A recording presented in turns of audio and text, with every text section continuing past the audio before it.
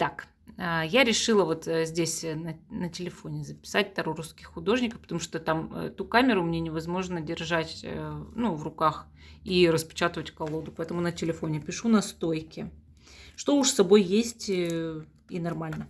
Так, давайте раскрывать нашу колоду. Ну, я опубликую обзор на eLife. Я не думаю, что это сильно большая проблема будет, да, ведь если я на eLife опубликую обзор. Хотя бы не будет мешаться на школе Таро, да.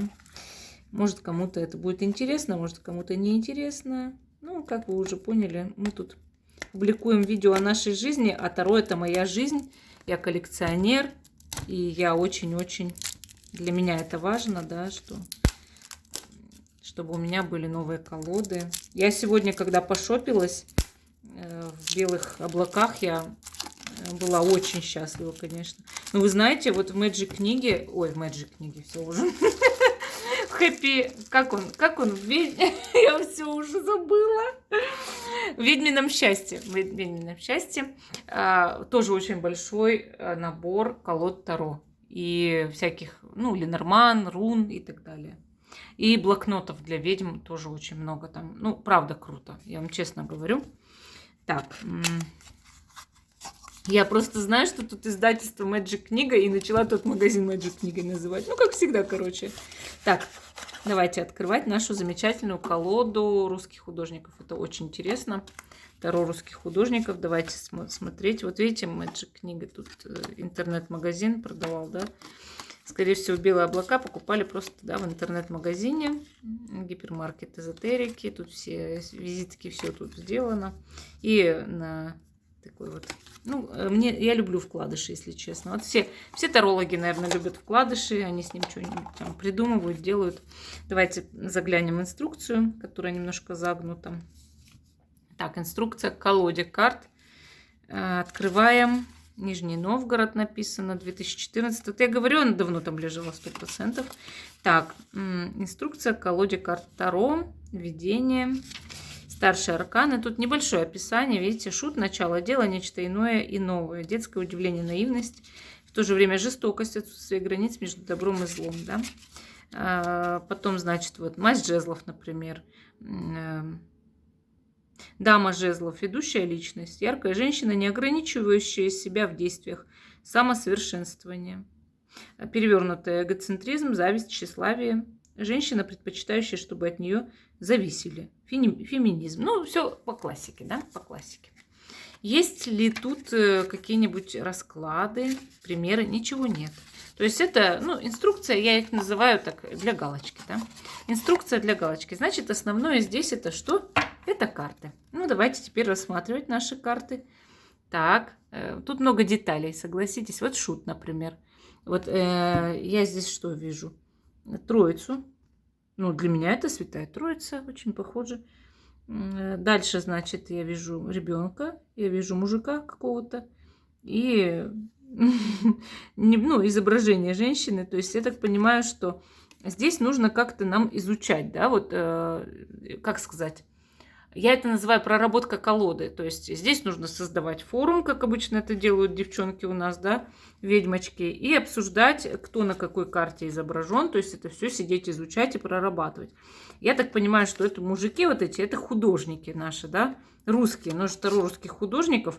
И, соответственно, на каждой карте мы здесь видим художника, который изображен, что он там пытался, да, и какой-то его стиль, какие-то вот его персонажи и так далее. То есть вся суть колоды именно в этом. Художники и, я так понимаю, художницы тоже здесь у нас есть. Жрица, императрица. Давайте все рассматривать. А потом, а может быть, мы, правда, как-нибудь сделаем с вами и проработку, да? Проработку. Вот император. Колода довольно-таки интересная. Иерофант, папа здесь, да, вот смотрите. Влюбленные. Колесница. Причем, заметьте, в самой инструкции по проработке ничего нет, да? То есть здесь действительно нужно брать и все делать.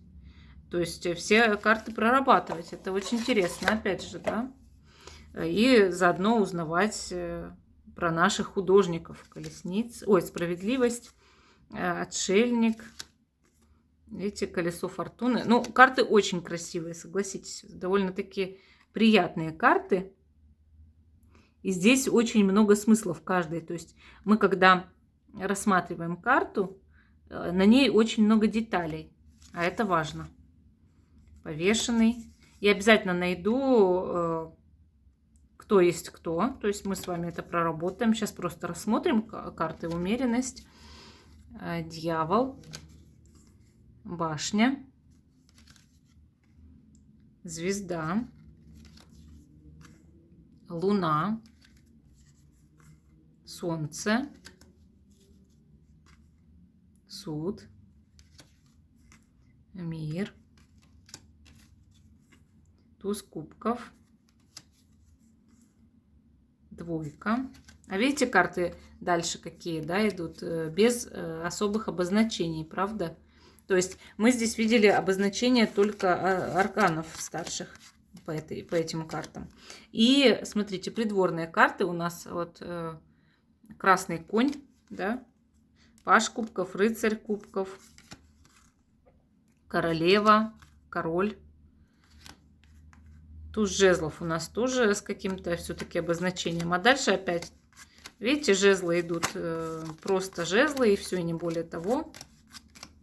А дальше паж, рыцарь, да, королева, король. Туз мечей опять у нас с изображением. И мечи дальше идут без изображений. И опять паж мечей, рыцарь, королева и король. Вот, да. И дальше туз. И опять у нас идет без обозначений все, да. Без обозначений. И опять паж монет. 1 копейка серебром, да. 1 копейка серебром. Рыцарь, королева и король. Вот. Ну, вот так вот, в общем, оформлена колода. Мне показалась интересная колода. Я обязательно ее проработаю. Мы с вами, может быть, где-то форум сделаем. Может быть, опять же, сделаем обсуждение здесь, на iLife. А почему нет? Вот. Ну, то, что сейчас я не сведущая, это факт, конечно. Но мы с вами это все обязательно проработаем, обсудим. Я не думаю, что это сложно. Это займет, ну, не так уж много времени на самом деле. Но вот такая колода Таро художников.